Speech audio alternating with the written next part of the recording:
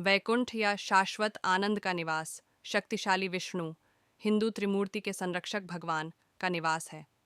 हिंदू पौराणिक कथाओं के अनुसार इसे सर्वोच्च आध्यात्मिक क्षेत्र माना जाता है, जिसे कोई भी प्राप्त कर सकता है।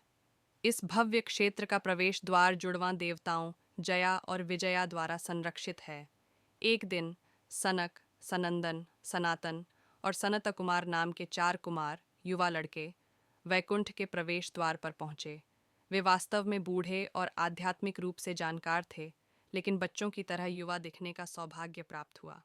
उनके रूप से धोखा खाकर द्वारपाल जया और विजया ने उन्हें यह कहकर अंदर नहीं जाने दिया कि विष्णु को परेशान नहीं किया जा सकता, क्योंकि वह आराम कर रहे हैं।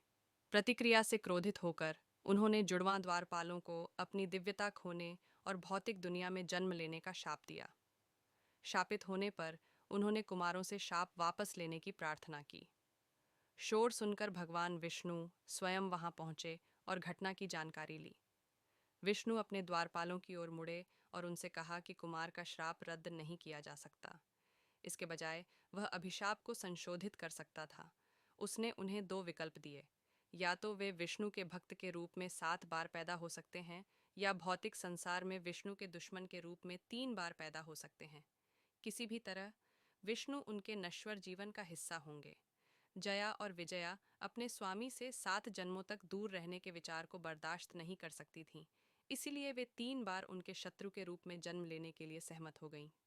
तो आखिरकार इस सब का सुखद अंत हुआ, और इसके बाद जुड़वां द्वारपालों ने अपनी भूमिकाएं फिर से शुरू कर दीं और माना गया कि वे अमर हो गए। वे मूलतः अच्छे लोग थे, इसलिए हम जानते थे कि ऐसा होना ही था। लेकिन इस कहानी में एक और महत्वपूर्ण संदेश था। भगवान ने स्वयं अपने भक्तों को उनके लक्ष्य तक पहुंचने के लिए फास्ट ट्रैक के रूप में चुनौतियों से गुजरना क्यों चुना? प्रस्ताव उच्च जोखिम, उच्च रिटर्न का था।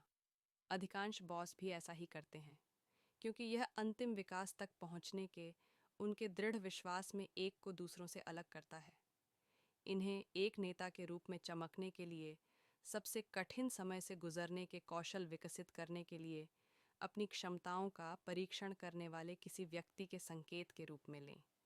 एक लक्ष्य तक कई तरीकों से और अलग अलग समय अवधि में पहुंचा जा सकता है, जो आपके सामने आने वाली या कभी-कभी जानबूझकर आपके सामने आने वाली चुनौतियों का सामना करने और उनसे पार पाने की क्षमता पर निर्भर करता है।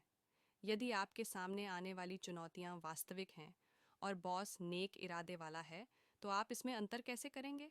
वो जवाब भी कहानी में मौजूद है।